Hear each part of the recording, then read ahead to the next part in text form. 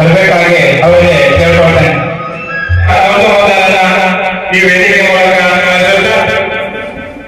ಇಂದು ತಮಗೆಲ್ಲರಿಗೂ ತಿಳಿದಿರುವ ಅನೇಕ ಪ್ರೇಮಿ ಸಂವಿಧಾನ ಶಿಲ್ಪಿ ಡಾಕ್ಟರ್ ಬಾಬಾ ಸಾಹೇಬ್ ಅಂಬೇಡ್ಕರ್ ಅವರ 135ನೇ ಜಯಂತಿ ಉತ್ಸವದ ಹಾರ್ದಿಕ ಸ್ವಾಗತವನ್ನು ಕೋರುತ್ತೇನೆ. ಭಾರತವನ್ನು ಸಾರ್ವಭೌಮ ಸಮಾಜವಾದಿ ಧರ್ಮನಿರಪೇಕ್ಷ ಪ್ರಜಾಸತ್ತಾತ್ಮಕ ಗಣರಾಜ್ಯವನ್ನಾಗಿ ರೂಪಿಸುವುದಕ್ಕಾಗಿ ಭಾರತದ ಎಲ್ಲ ಪ್ರಜೆಗಳಿಗೆ ಸಾಮಾಜಿಕ ಆರ್ಥಿಕ ಮತ್ತು ರಾಜಕೀಯ ನ್ಯಾಯವನ್ನು ವಿಚಾರ ಸ್ವಾತಂತ್ರ್ಯವನ್ನು ಸ್ಥಾನಮಾನ ಮತ್ತು ಏಕತೆಯನ್ನು ಭ್ರಾತೃತ್ವ ಭಾವನೆಯನ್ನು ಮೂಡಿಸುವುದಕ್ಕೆ ದೃಢ ಸಂಕಲ್ಪ ಮಾಡಿ ನಮ್ಮ ಸಂವಿಧಾನ ಸಭೆಯಲ್ಲಿ 1926ನೇ ದಿನದಂದು ಈ ಸಂವಿಧಾನವನ್ನು ನಮಗೆ ನಾವೇ ಅರ್ಪಿಸಿಕೊಂಡು ಅಂಗೀಕರಿಸಿ ಶಾಸನವಾಗಿ ಇರಿಸಿಕೊಂಡಿದ್ದೇವೆ. ಜೈ ಭೀಮ್, ಜೈ ಪ್ರಬುದ್ಧ ಭಾರತ.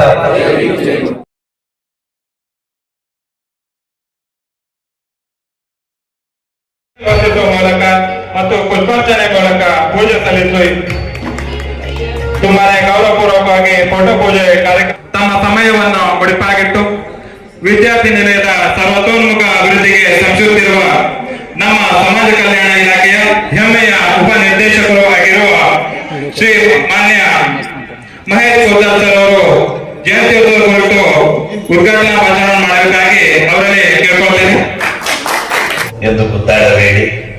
ಇದ್ದವರೇನು ಚಿನ್ನ ತಿನ್ನಲ್ಲ, ಇಲ್ಲದವರೇನು ಮಣ್ಣು ತಿನ್ನಲ್ಲ, ಎಲ್ಲರೂ ತಿನ್ನೋದು ಅನ್ನವನ್ನೇ, ಕೊನೆಗೆ ಎಲ್ಲರೂ ಸಿಗುವುದು ಮಣ್ಣನ್ನೇ ಅನ್ನುವಂತ ಸಮಾನತೆಯ ತತ್ವ ಹೇಳ್ತಕ್ಕಂಥ ಎಲ್ಲ ಮಹಾನುಭಾವರ ಬಾಬಾ ಸಾಹೇಬರ ಆದಿಯಾಗಿ ಎಲ್ಲರ ಪವಿತ್ರ ಚರಣಗಳಿಗೆ ವಂದಿಸಿ, ಆತ್ಮೀಯರೇ, ನಾವು ಇವತ್ತು ಜಯಂತಿಯನ್ನ ಮಾಡ್ತಾ ಇರೋದು ಅಂತಿಂತ ವ್ಯಕ್ತಿ ಅಲ್ಲ, ಜಗತ್ತಿಗೆ ಜ್ಞಾನದ ಬೆಳಕನ್ನು ನೀಡಿರ್ತಕ್ಕಂತಹ ಆಧುನಿಕ ಭಾರತದ ನಿರ್ಮಾಪಕ, ಬಹುಜನರ ನಾಯಕ, ಹೋರಾಟಗಾರ, ಇತಿಹಾಸ ತಜ್ಞ, ಜ್ಞಾನದ ಸಂಕೇತ, ಕಾನೂನು ತಜ್ಞ, ಲೈವ್ ಹಾರ್ಟೆಡ್ ಮ್ಯಾನ್, ಮಹಾಮಾನವತಾವಾದಿ, ನೀರಾವರಿ ತಜ್ಞ, ಒಗ್ಗಟ್ಟಿನ ರೂವಾರಿ, ಪ್ರಜಾಪ್ರಭುತ್ವವಾದಿ, ರಾಷ್ಟ್ರ ನಾಯಕ, ಸಮಾಜವಾದಿ, ಸಮತಾವಾದಿ, ಸ್ತ್ರೀ ಸ್ವಾತಂತ್ರ್ಯವಾದಿ, ಶ್ರೇಷ್ಠ ವಾಗ್ಮಿ ಅಷ್ಟೇ ಅಲ್ಲದೆ ಅವರೊಬ್ಬರು ತತ್ವಶಾಸ್ತ್ರಜ್ಞ,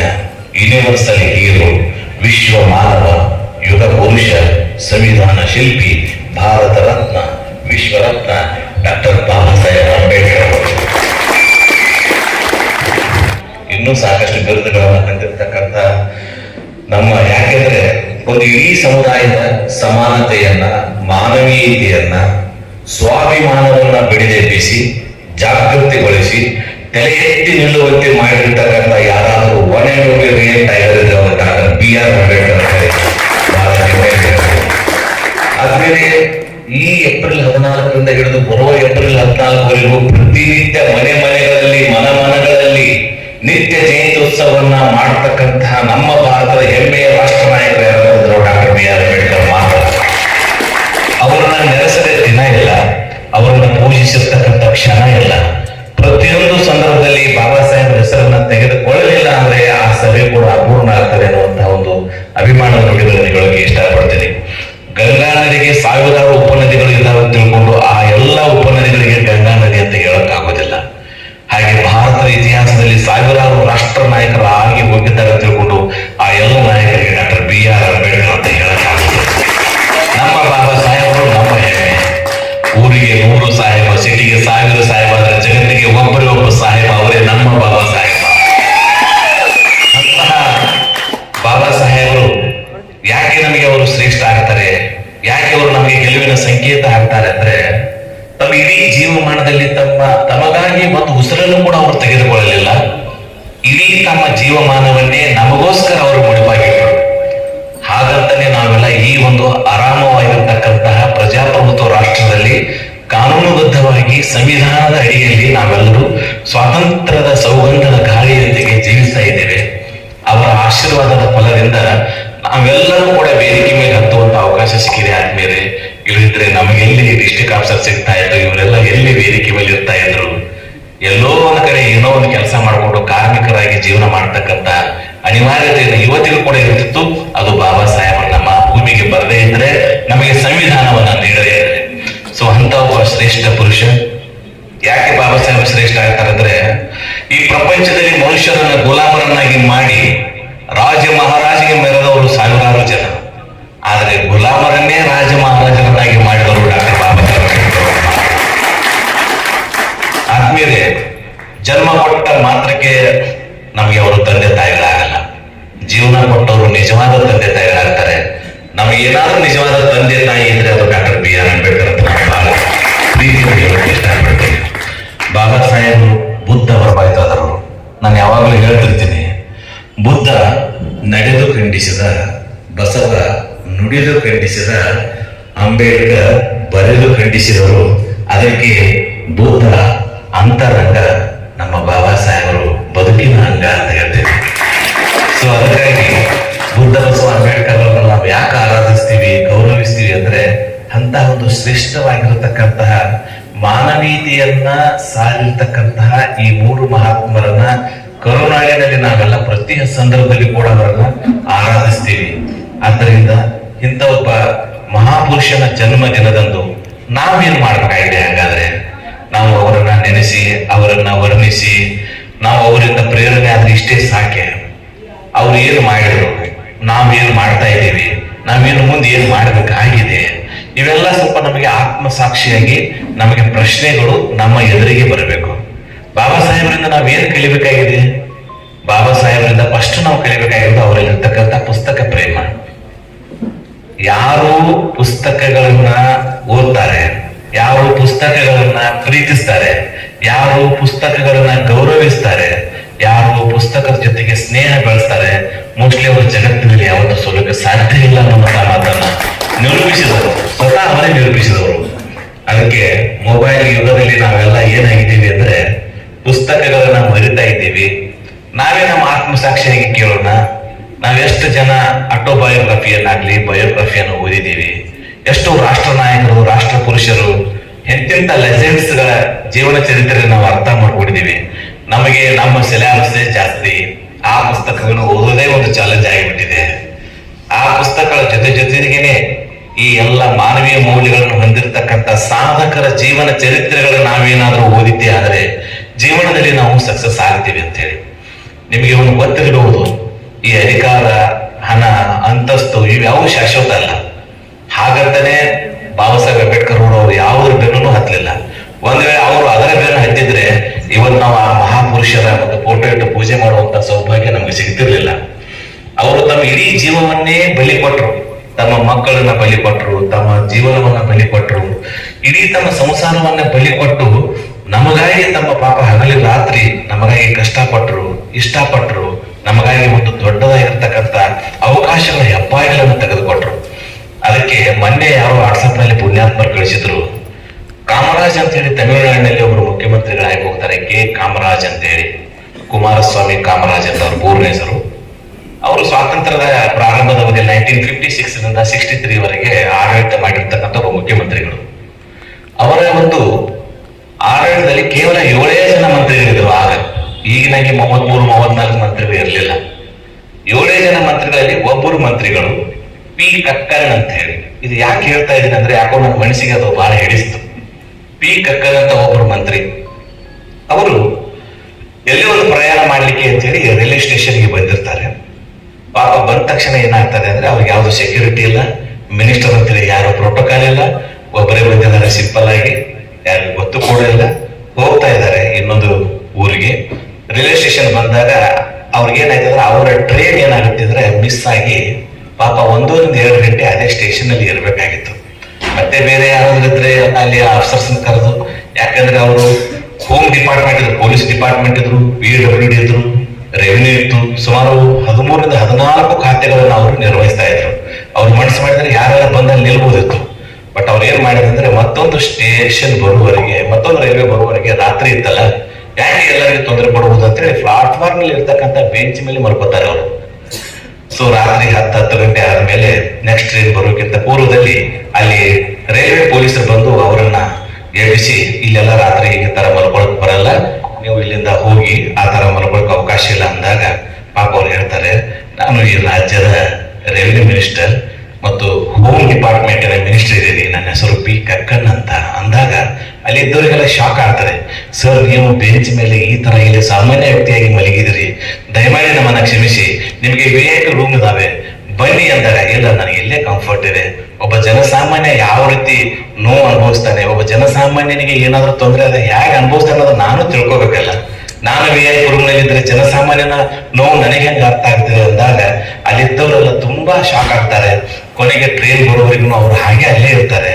ಅವ್ರಿಗೆ ಹೇಳ್ತಾರೆ, ನೀವು ಯಾವುದೋ ವರಿ ಮಾಡ್ಕೊಬೇಡಿ, ನಾನು ಆರಾಮಾಗಿ ಹೋಗ್ತೀನಿ ಅಂತ. ಮತ್ತೊಂದು ಟ್ರೈನ್ ಬಂದಾಗ ಒಬ್ಬ ಸಾಮಾನ್ಯ ವ್ಯಕ್ತಿಯಾಗಿ 7-8 ಡಿಪಾರ್ಟ್ಮೆಂಟ್ಗಳನ್ನ ಒಬ್ಬ ಮಿನಿಸ್ಟರ್ ಇದ್ರು ಕೂಡ ಇಷ್ಟು ಸಿಂಪಲ್ ಆಗಿ ಇದೇ ತಮಿಳುನಾಡಿನಲ್ಲಿ ಜೀವನ ಕರೆದಿರ್ತಕ್ಕಂಥ ಪಿ ಕಕ್ಕಡ್ ಸರ್ ಅವರು ನಿಜವಾಗಿಯೂ ನಮಗೆ ಮಾದರಿ ಆಗ್ತಾರೆ, ಆದರ್ಶ ಆಗ್ತಾರೆ.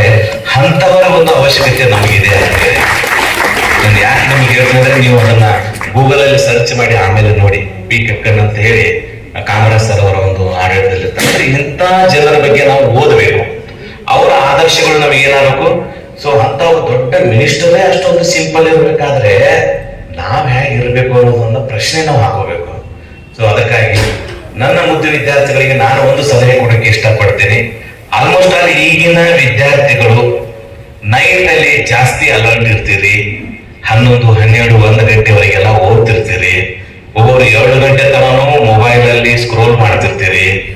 ಮೊಬೈಲ್ ಅಲ್ಲಿ ಕೂಡ ನೋಟ್ಸ್ ಅನ್ನ ಯೂಸ್ ಮಾಡಿ ಓದ್ತಿರ್ತೀರಿ. ಬೆಳಿಗ್ಗೆ 9 ಗಂಟೆ ತನಕ ನಿಮ್ಗೆ ಹೇಳೋಕೆ ಯಾರಿಗೂ ಆಗೋದಿಲ್ಲ. ಕೆಲವೊಬ್ಬರಿಗೆ ಹೇಳ್ತಾ ಇದ್ದೇನೆ ಅಷ್ಟೇ. ಯಾರು ಅದನ್ನ ನೀವು ನಾನು ಹೇಳಿದ್ದು ಅಪ್ಲೈ ಆಗಿದ್ರೆ ಅವ್ರು ಮಾತ್ರ ಇದನ್ನ ಸ್ವೀಕರಿಸಿ, ಉಳಿದವರು ಕರೆಕ್ಟ್ ಆಗಿದ್ರೆ ಅವ್ರೇನು ಅವಶ್ಯಕತೆ ಇಲ್ಲ. ದಯಮಾಡಿ ನಾನು ಒಂದು ಮಾತನ್ನು ಹೇಳಕ್ ಹೇಳ್ತೀನಿ, ನಾವೆಲ್ಲರೂ ಪ್ರಕೃತಿಯ ಮಕ್ಕಳು, ನಾವೆಲ್ಲ ನಿಸರ್ಗದ ಮಕ್ಕಳು. ನಮಗೆ ನಿಸರ್ಗದ ಜೊತೆಗೆ ಹೋದ್ರೆ ಸಕ್ಸಸ್ ರೇಷಿಯೋ ತುಂಬಾ ಜಾಸ್ತಿ. ದಯಮಾಡಿ ರಾತ್ರಿ ಓದುವಂತ ಹವ್ಯಾಸ ನಿಮಗೆ ಯಾರಿಗಾದ್ರೂ ಇದ್ರೆ ಇವತ್ತೇ ಅದನ್ನ ಈ ಬಾಬಾ ಸಾಹೇಬರ ಒಂದು ಜಯಂತಿನ ಒಂದು ನಿಮ್ಮ ಮನಸ್ಸಿಗೆ ಪ್ರಮಾಣ ಮಾಡಿಕೊಂಡು, ನಿಮ್ಮಷ್ಟಕ್ಕೆ ನೀವೇ ಪ್ರಮಾಣ ಮಾಡಿಕೊಂಡು ರಾತ್ರಿ ಕನಿಷ್ಠ 10 ಗಂಟೆ 30 ನಿಮಿಷಕ್ಕೆ, ಸಾಮಾನ್ಯ ದಿನಗಳಲ್ಲಿ 10 ರಿಂದ 10:30ಕ್ಕೆ ಮಲ್ಕೊಳ್ಳಿ. ಏನಾದ್ರೂ ಸ್ಪೆಷಲ್ ಡೇಸ್ ಇದ್ದಾಗ ಮಾಡಿದಾಗ 11 ಗಂಟೆ ಎಲ್ಲ ಓಕೆ, ಬಟ್ 10:30ಕ್ಕೆ ನೀವು ರಾತ್ರಿ ಎಲ್ಲ ಅಭ್ಯಾಸನ ಬಿಟ್ಟು ಆರಾಮಾಗಿ 10:30ಕ್ಕೆ ಮಲ್ಕೊಡ್ರಿ. ನಿಮಗೆ ಒಂದು ವಾರ ಅಲ್ಲ 15 ದಿನ ನಿದ್ದೆ ಬರಲ್ಲ. ಯಾಕಂದ್ರೆ ನಿಮ್ಮ ಅಡ್ಜಸ್ಟ್ಮೆಂಟ್ ತಪ್ಪಿರ್ತದೆ. ಒಳ್ಳೆ ರೀ ಅಡ್ಜಸ್ಟ್ಮೆಂಟ್ ಆಗ್ಬೇಕು. ನಿಮ್ಮ ಬಾಡಿ ಎಷ್ಟು ಮ್ಯಾಜಿಕ್ ಇದೆ ಅಂದ್ರೆ, ನೀವು ಒಂದ್ಸಲ 10 ಮಲ್ಕೊಳಕ್ ಸ್ಟಾರ್ಟ್ ಮಾಡಿದ್ರೆ ಅಂದ್ರೆ 1 ದಿನ ನಿದ್ದೆ ಬರಲ್ಲ, 2 ದಿನ ನಿದ್ದೆ ಬರಲ್ಲ, ಖಂಡಿತ ಒಂದು ವಾರ ಆದ ತಕ್ಷಣ ನಿಮಗೆ ನಿದ್ದೆ ಬರ್ತದೆ. ಬೆಳಿಗ್ಗೆ ಬ್ರಾಹ್ಮಿ ಮುಹೂರ್ತ ಅಂತ ಕರೀತಾರೆ. ಸೂರ್ಯೋದಯಕ್ಕಿಂತ 1.5 ಗಂಟೆಗಳ ಮೊದಲು. ಸೂರ್ಯೋದಯ 6 ಗಂಟೆ 15 ನಿಮಿಷ 20 ನಿಮಿಷಕ್ಕೆ ಆಗುತ್ತೆ. ಅದಕ್ಕಿಂತ ಬಿಫೋರ್ ಅಂದ್ರೆ 5:30. ಕನಿಷ್ಠ 5 ಗಂಟೆಗೆ 5:30ಕ್ಕೆ ನೀವು ಅಲಾರ್ಮ್ ಇಟ್ಕೊಂಡು ಬೆಳಿಗ್ಗೆ ನೀವೇನಾದ್ರೂ ಎದ್ರೆ 5 ರಿಂದ 9 ಗಂಟೆ ಅಂದ್ರೆ ಕನಿಷ್ಠ 4 ಗಂಟೆಗಳ ನೀವು ಎಕ್ಸ್ಟ್ರಾ ಗೇನ್ ಮಾಡ್ಕೊಂಡಂಗಾಯ್ತು. ಎದ್ದ ತಕ್ಷಣನೇ ದಯಮಾಡಿ ಆರಾಮಾಗಿ ಟಾಯ್ಲೆಟ್ ಹೋಗ್ರಿ, ಕ್ಲಿಯರ್ ಆಗ್ರಿ. ಅದಾದ್ಮೇಲೆ ಬಂದ ಮೇಲೆ ಏನ್ ಮಾಡ್ರಿ ಅಂದ್ರೆ, ಫಸ್ಟ್ ಕ್ಲಾಸ್ ಆಗಿ ಒಂದು ತಂಬಿಗೆ 1-2 ಗ್ಲಾಸ್ ನೀರನ್ನ ಸಮಾಧಾನದಿಂದ ಕುಡಿರಿ. ಬಾಡಿ ಎಲ್ಲ ಕೂಲ್ ಆಗ್ತದೆ. ಸುಮಾರು 7-8 ಗಂಟೆಗಳ ಕಾಲ ನಮ್ಮ ಬಾಡಿಗೆ ನೀರು ಸಿಕ್ಕಿರಲ್ಲ. ಬೆಳಿಗ್ಗೆ ಎದ್ದ ತಕ್ಷಣ ನೀವು ನೀರು ಕುಡಿದ್ರಿ ಅಂದ್ರೆ ನಿಮ್ಮ ಬಾಡಿ ಎಲ್ಲ ಒಂದ್ ರೀತಿ ಅಲರ್ಟ್ ಆಗ್ತದೆ, ಒಂದ್ ರೀತಿ ಆಕ್ಟಿವ್ನೆಸ್ ಬರ್ತದೆ. ಬೆಳಿಗ್ಗೆ ಎದ್ದ ಕೂಡಲೇ ಯಾರು ಕಾಫಿ ಟೀ ಅಲ್ಲಿ ಇಲ್ಲಿ ಕುಡಿಯಕ್ಕೆ ಹೋಗುದು ಮಾಡೋದು ಮಾಡಬೇಡಿ. ಸುಮಾರು 1 ಗಂಟೆವರೆಗೂ ನೀರು ಕುಡಿದಾದ್ಮೇಲೆ ಕೂಲ್ ಆಗಿರ್ರಿ. ಅದಾದ ಮೇಲೆ ನಿಮಗೆ ಎಕ್ಸರ್ಸೈಸ್ ಮಾಡಬೇಕು ಅನಿಸ್ತು ಅಂದ್ರೆ ವಾಕಿಂಗ್ ಮಾಡಿ. ಯಾರ್ಯಾರಿಗೆ ಎಕ್ಸರ್ಸೈಸ್ ಮಾಡೋಕೆ ಅಟ್ಲೀಸ್ಟ್ ಒಂದು ಹಾಫ್ ಆನ್ ಅವರ್ ಎಕ್ಸರ್ಸೈಸ್ ಮಾಡಿ. 6 ಗಂಟೆ ಅನ್ನೋದಕ್ಕೆ ನೀವೇನಾದ್ರೂ ಬುಕ್ಸ್ ಹಿಡಿದ್ರೆ ನಿಮಗೆ 100% ಪ್ರಾಮಿಸ್ ಮಾಡ್ತೀನಿ, ಬರೆದು ಕೊಡಿದ್ರು ಕೊಡ್ತೀನಿ. ನೀವು 9 ಗಂಟೆವರೆಗೆ ಏನಾದ್ರು 3 ಗಂಟೆಗಳ ಕಾಲ ಓದಿದ್ರಿ, ಎವ್ರಿ ಡೇ ಇದನ್ನ ರೂಢಿ ಇಟ್ಕೊಂಡ್ರಿ ಅಂದ್ರೆ ನಿಮ್ಮನ್ನ ಕ್ಲಾಸ್ ನಲ್ಲಿ ರ್ಯಾಂಕ್ ಬಗ್ಗೆ ತಡೆಯಕ್ಕೆ ಯಾರಿಂದಲೂ ಸಾಧ್ಯ ಇಲ್ಲ. ಇದು ನನ್ನ ಪರ್ಸನಲ್ ಅನುಭವ. ಯಾಕೆ ಈ ಮಾತನ್ನ ಹೇಳ್ತಾ ಇದ್ದೀನಿ ಅಂದ್ರೆ, ನಮ್ಮ ಫ್ರೆಂಡ್ ನಾನು ಬೆಂಗಳೂರಲ್ಲಿ ಇದ್ದಾಗ ಆತ ನೈಟ್ ಎಲ್ಲ ಓದ್ತಾ ಇದ್ದ, ನಾನು ನೈಟ್ ಎಲ್ಲ ಮಲ್ಕೋತಾ ಇದ್ದೆ. ನಾನು ಡೇ ಎಲ್ಲ ಓದ್ತಾ ಇದ್ದೆ, ಅವನು ಡೇ ಎಲ್ಲ ಮಲ್ಕೋತಾ ಇದ್ದ. ಇಷ್ಟೇ ವ್ಯತ್ಯಾಸ. ನನಗಿಂತ ಎಕ್ಸ್ಟ್ರಾರ್ಡಿನರಿ ಮ್ಯಾಥಮೆಟಿಕ್ಸ್ ಆಗಲಿ, ಸೈನ್ಸ್ ಅಂಡ್ ಟೆಕ್ನಾಲಜಿ ನನಗಿಂತ ಸೂಪರ್. ರೈಟಿಂಗ್ ಅಲ್ಲಿ ನಾವು ಸೇಮ್ ಇದ್ರು ಕೂಡ ನಾನು KS ಮೇನ್ಸ್ ಆಗಲಿ ಪ್ರಿಲಿಮ್ಸ್ ಆಗಲಿ ಸಕ್ಸಸ್ ಆಗಿ ಜಾಬ್ ಹಿಡಿತೀನಿ. ಅವನು ಮಾತ್ರ ಪ್ರಿಲಿಮ್ಸ್ ಮುಗಿದು ಮೇನ್ಸ್ ಅಲ್ಲೇನೆ ಬ್ಯಾಕ್ ಉಳಿದು ಬಿಡ್ತಾನೆ. ಕಾರಣ ಇಷ್ಟೇ ಏನಂದ್ರೆ, ಎಕ್ಸಾಮ್ ಗೌರ್ಮೆಂಟ್ ಒಂದು ಏನು ಮಿಸ್ಟೇಕ್ ಮಾಡಿತ್ತು ಅಂದ್ರೆ, ಎಕ್ಸಾಮ್ ಅನ್ನ ಡೇ ಅಲ್ಲಿ ಇಟ್ಬಿಡ್ತು, ನೈಟ್ ಅಲ್ಲಿ ಇಡ್ಲಿಲ್ಲ. ಒಂದೇನಾದ್ರು ನೈಟ್ 12 ಗಂಟೆಯಿಂದ 3 ಗಂಟೆ ಎಕ್ಸಾಮ್ ಇಟ್ಟಿದ್ರೆ ಅವನೇ ಸ್ಟೇಟಿಗೆ ಫಸ್ಟ್ ರ್ಯಾಂಕ್ ಬರ್ತಿದ್ದ. ಬಟ್ ಎಕ್ಸಾಮ್ ಏನಾಯ್ತು, ಬೆಳಿಗ್ಗೆ 10 ರಿಂದ 1:30 ಇಟ್ರು. ಆತ ಮಲಗುವಂತ ಸಮಯ, ಅವನಿಗೆ ಎಕ್ಸಾಮ್ ಕ್ವಶನ್ ಪೇಪರ್ ಸರಿಯಾಗಿ ಕಾಣಿಸ್ತಿರ್ಲಿಲ್ಲ, ಲೈಟ್ಗಳೆಲ್ಲ ಬ್ಲರ್ ಆಗಿ ಕಾಣ್ತಾ ಇದ್ವು, ಅವನ ಮೈಂಡ್ ಎಲ್ಲ ಅಪ್ಸೆಟ್ ಇರ್ತಾ ಇತ್ತು, ಏನು ಬರಿಬೇಕು ಅಂತ ಗೊತ್ತಾಗ್ತಿರ್ಲಿಲ್ಲ. ಹಿಂಗಾಗಿ ಫೇಲ್ ಆದಷ್ಟೇ ಅಲ್ಲ. ಅಂದ್ರೆ ನಾನೇನ್ ಹೇಳೋದು ಅಂದ್ರೆ, ಪ್ರಕೃತಿಯೊಂದಿಗೆ ನಾವು ಬದುಕಬೇಕು, ಪ್ರಕೃತಿಯ ಮಕ್ಕಳು ನಾವು. ಅದಕ್ಕಾಗಿ ನಾನೇನು ಹೇಳ್ತೀನಿ ಅಂದ್ರೆ, ದಯಮಾಡಿ ವಿದ್ಯಾರ್ಥಿಗಳಿಗೆ ಈ ಸಂದರ್ಭದಲ್ಲಿ ಹೇಳೋದೇನಂದ್ರೆ, ಓದುವಂತ ಹವ್ಯಾಸ ಬೆಳೆಸಿಕೊಡ್ರಿ. ಯಾವಾಗ ಓದಬೇಕು, ಎಷ್ಟು ಓದಬೇಕು, ಹೇಗೆ ಓದಬೇಕು, ವಿನಾಕಾರಣ ನೋಡ್ರಿ, ನಮ್ಮ ಮೈಂಡ್ ಏನು ಡಸ್ಟ್ಬಿನ್ ಅಲ್ಲ, ಏನೆಲ್ಲ ತುಂಬಿಸ್ಕೊಳಕ್ಕೆ. ಎಂಟರ್ಟೈನ್ಮೆಂಟ್ ಎಷ್ಟು ಬೇಕು ಅಷ್ಟೇ ಬೇಕು. ಸುಮ್ಮನೆ 2 ತಾಸು 3 ತಾಸು ರೀಲ್ಸ್ ನೋಡ್ತಾ ಅದರಲ್ಲೇ ಟೈಮ್ ಕಳೆದ್ರಿ ಅಂದ್ರೆ ಮುಂದೆ ಓದೋದು ಯಾವಾಗ, ಸಾಧನೆ ಮಾಡೋದು ಯಾವಾಗ? ನಿಮ್ಮ ತಂದೆ ತಾಯಿ, ಬಂಧು ಬಳಗ, ಗುರು, ವಾರ್ಡನ್, ನಮ್ಮ ಇಲಾಖೆ, ನಿಮ್ಮ ಸಾಧನೆ ನಾವೆಲ್ಲ ಯಾವಾಗ ಹೆಮ್ಮೆ ಕೊಡೋದು?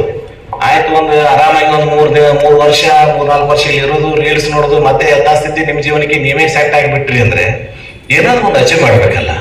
ಹುಟ್ಟಿದೀವಿ ಅಂದ್ಮೇಲೆ ಏನಾದ್ರು ಒಂದು ಸಾಧನೆ ಮಾಡ್ಬೇಕಲ್ಲ. ಯಾರಿಗೊಂದು ಒಳ್ಳೆಯ ಸಂದೇಶ ಕೊಡ್ಬೇಕು, ಒಂದು ಮೆಸೇಜ್ ಕೊಡ್ಬೇಕು, ನಮ್ಮ ಲೈಫಿಗೆ ಒಂದು ಕಂಪ್ಲೀಟ್ನೆಸ್ ಬರ್ಬೇಕಲ್ಲ. ಸೊ ಅದನ್ನ ನೀವು ಏನ್ ಮಾಡ್ಬೇಕಂದ್ರೆ ಗಟ್ಸ್ ಆಗಿ ಅದನ್ನ ನೀವು ಹಠ ತಗೊಂಡು ನಾನು ಮಾಡೇ ಮಾಡ್ತೀನಿ, ಇವತ್ತಿನಿಂದ ನಾನು ರೀಲ್ಸ್ ನೋಡಲ್ಲ. 1-2 ರೀಲ್ಸ್ ನೋಡಕ್ ಹೋದವರು 20, 30, 40, 50 ಅಂತೇಳಿ ನೋಡ್ಕೊತ ಹೋಗ್ತಾರೆ. ಅದು ಹಾಗೇ ಇದೆ, ಪರಿಸ್ಥಿತಿನೇ ಹಾಗೆ ಇದೆ. ದಯಮಾಡಿ ಮೊಬೈಲ್ ಅನ್ನ ಎಷ್ಟು ಬೇಕು ಅಷ್ಟೇ ಯೂಸ್ ಮಾಡಿ.